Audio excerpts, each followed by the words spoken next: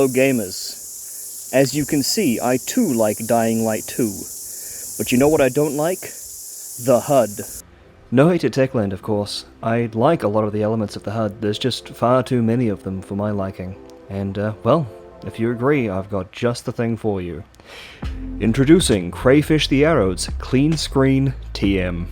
I should note, before we get too far, that you want to back up your game files. I go into more detail on this in the README file I'm going to supply, but you definitely want to have some kind of backup of your data zero. First thing you're going to want to do is locate your game files. Likely, they're going to be located in your C drive, program folder, Steam apps, common, Dying Light 2, blah blah blah. Mine are in my D drive, but you can see up here.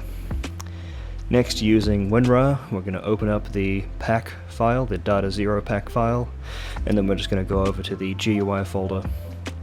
Next, you're going to want to delete the HUD PC folder. It honestly takes a good while for me, it takes a few minutes maybe. We'll just skip ahead though. We're going to download from the link in the description the cleanscreen.rar file, and we're going to extract it.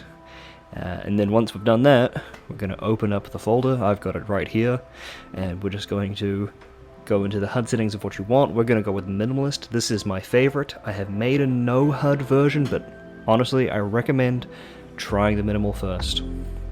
But yeah, anyway, we're going to go in there, we're going to go into the HUD PC folder, we're going to grab that, and simply drag it directly into the WinRAR window.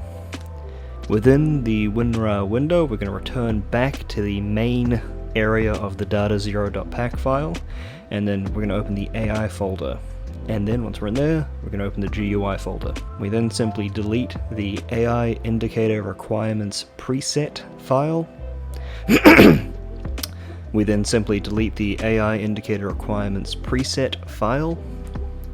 And then that's it. Boot up the game.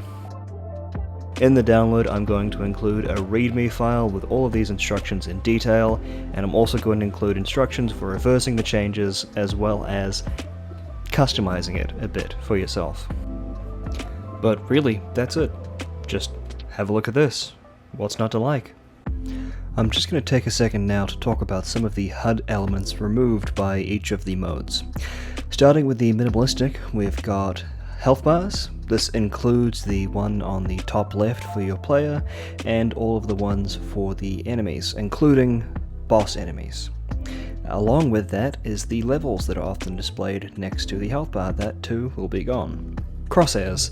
This is primarily for the ranged weapons, as you can always turn the dot crosshair off in the game settings. This also includes the hit marker you see come up around the crosshair when you hit someone. Item selector. This refers to the little D-pad style item/weapon selector you have in the bottom left, but of course don't worry, you can still use the 1, 2, and 3 keys to swap weapons, as well as hold them down to see your items in a weapon wheel.